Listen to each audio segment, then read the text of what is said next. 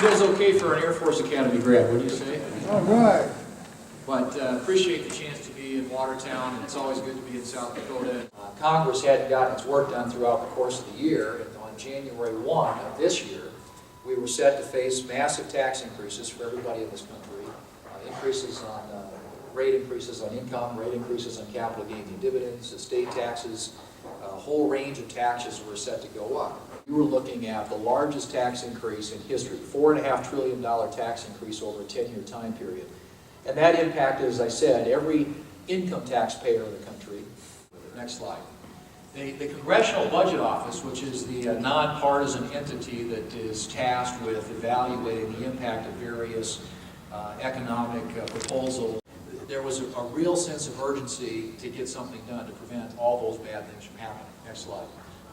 In South Dakota, if you look at the impact here, you have 400,000 people who file income tax returns in South Dakota. Every single one of them would have been hit with an income tax increase. And what we ended up doing was, there's a lot of criticism of what was done, but at the end of the day, our view was we needed to maximize the number of people in this country, and in my case, in our state, that would be protected from. And the same thing is true for dividend and capital gains tax treatment.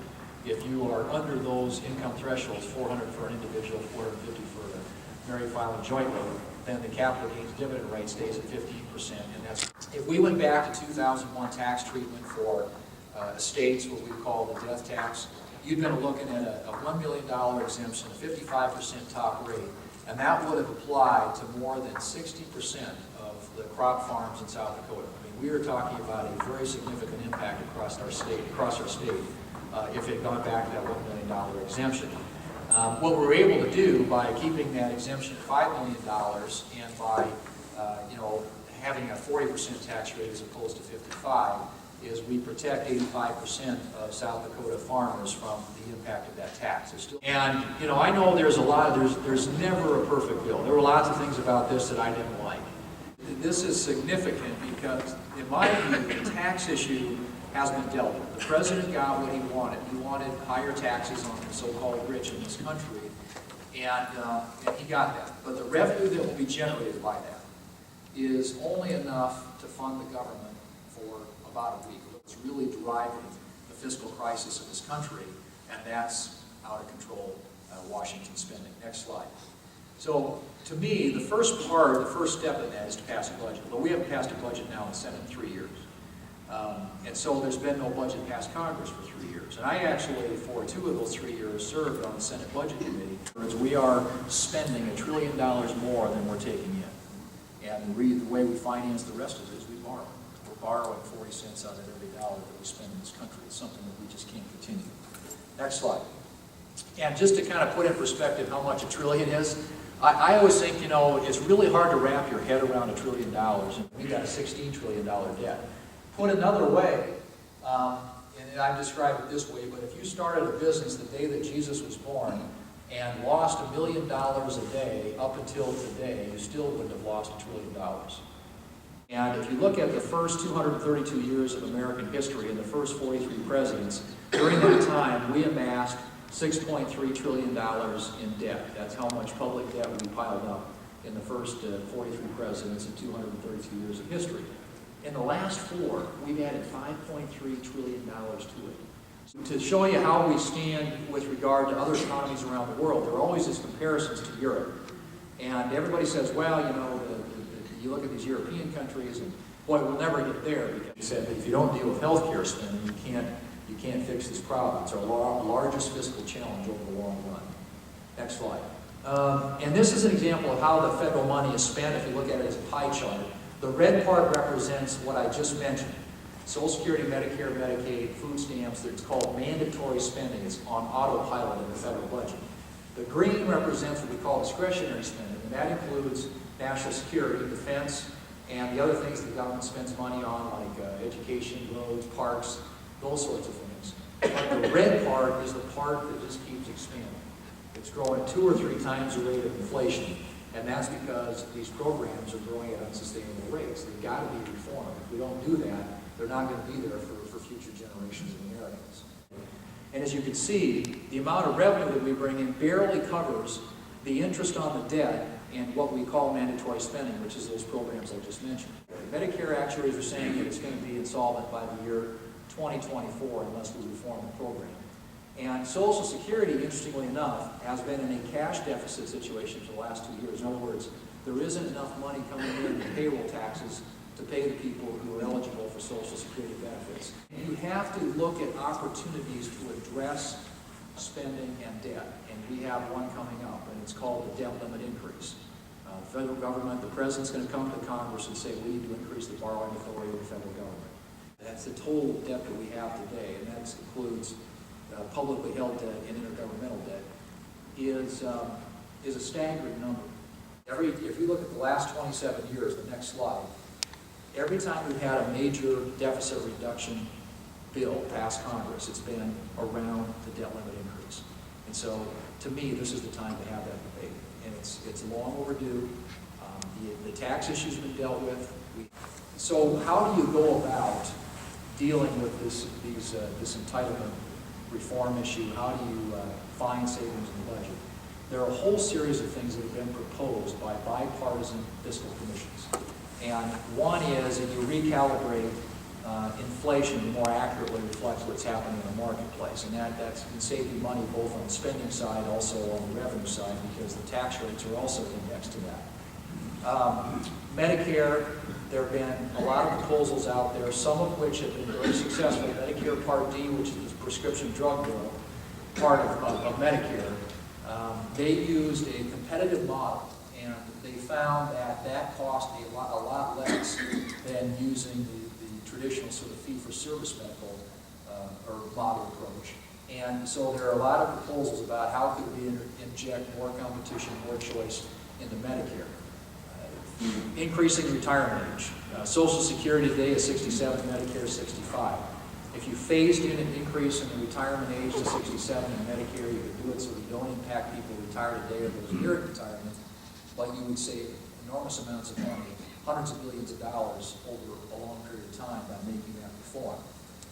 Income testing, Social Security and Medicare. Should Bill Gates and Warren Buffett and people like that be getting free Medicare? Well, arguably they could pay a little bit more for their health care. And so doing something that provides some income testing in programs like Medicare has been proposed and again achieves a high level of savings over a long period of time. With regard to Medicaid, allowing states more flexibility to design programs that meet the needs of their states instead of having to do what the federal government tells them to do, achieves a good level of savings as well. And there are scores on all these proposals over 10-year periods that tell you exactly how much you can save. But the point very simply is we have got to reform and reprioritize these programs or they're not going to be there. It is so important right now that when Congress look at things that we can do to get things back on track in this country, that we get federal spending under control, that we have that debate, that we have that fight, but that we also look to put policies in place that will make it less expensive and less difficult for businesses to create jobs and keep the economy growing. The media always blames mental illness. The guy automatically assumes that. And then they talk about gun control. And I'm wondering how much of the issues you think is really the matter that people who need mental health care aren't getting the right kind of mental health care. One of the reasons it's not reported because once you get into that database as having a mental health issue, you never get out. It's impossible to get out. Well, we need to reform the NICS, which is the National Instant Background Check System. We need to reform that in a way that addresses some of those issues.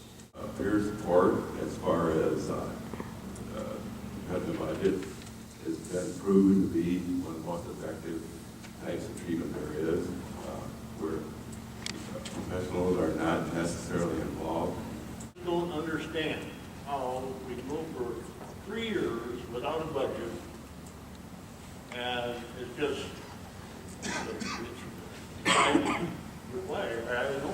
required by law. Now, how can you break the law and have no punishment? There really isn't anything, the enforceability issue to me, is the real issue here. There isn't really any penalty for it. Maybe more stimulus packages that haven't worked. Yeah. Ready to raise the debt limit whenever he feels like it.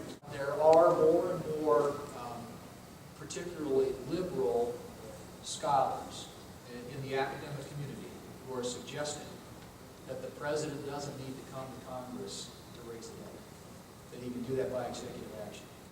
What can you tell us about Chuck Eagle? Will he be confirmed? Will it, do you have any benefit to Eldon Air Force Base to have a neighboring senator as defense secretary? You know, that would be, it's a good question, and I don't know how that bears on Ellsworth. It's certainly given some thought to that. I don't think it would hurt having somebody from the neighborhood.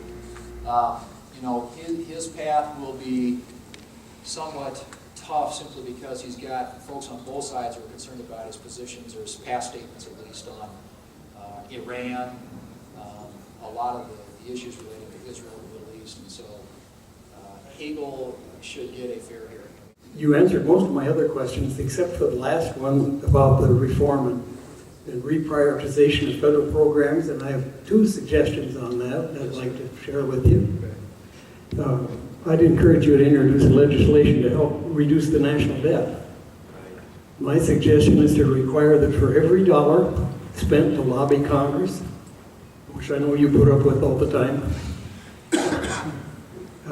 that they'll be matched with an equal donation against the national debt. For every dollar spent to lobby Congress, we ought to be paying off the debt. In view of the attempts to change Social Security and Medicare, I'd encourage you to introduce legislation to eliminate the separate retirement program for federal employees, including members of Congress, and put them in the same program with the residents. I'd exempt the military from that. I think the military retirement is well deserved. But the others, I think, should be in the same program. These funds that are now in the federal retirement program could be put with Social Security, which has never added to the national debt, by the way. But it would be helpful. And I think that Congress ought to be covered by all the laws that apply to everybody else. So there was a separate retirement for Congress years ago. Now most of us who've come into public service in recent years have been merged into the system that everybody else has, or at least that all federal employees have. One of the things that reforming the tax code would do, if you did away with a lot of the loopholes and deductions and exemptions and exclusions in the tax code, there'd be a lot less reason and incentive for people in Washington to have lobbyists, because almost everybody out there is trying to protect some special provision they got tucked into the tax code. Here's another way to look at the debt ceiling. Let's say you come home from work, you find there's been a sewer backup in your neighborhood, and your home has sewage all the way up to your ceilings. What do you think you should do? Raise your ceilings and unclog the sewer and remove the... Nobody's going to disagree that the kinetic thing was a tragedy, just beyond all proportions, okay? But it wasn't the gun. It was an individual that was sick. A few things that have heightened my concern, that we're going to start hearing more things from some of the states like California, Illinois, and others, where they're going to start coming to the federal government whose house is not in fiscal order. Look for some type of bailout. I'd like to have your comments on that. My question to you is, what can the young people do beyond your civic duty of voting and emailing and writing your congressman to get involved in politics? I think the best thing that young people can do today is to educate themselves, inform themselves, know what the issues are, and then engage in that public debate.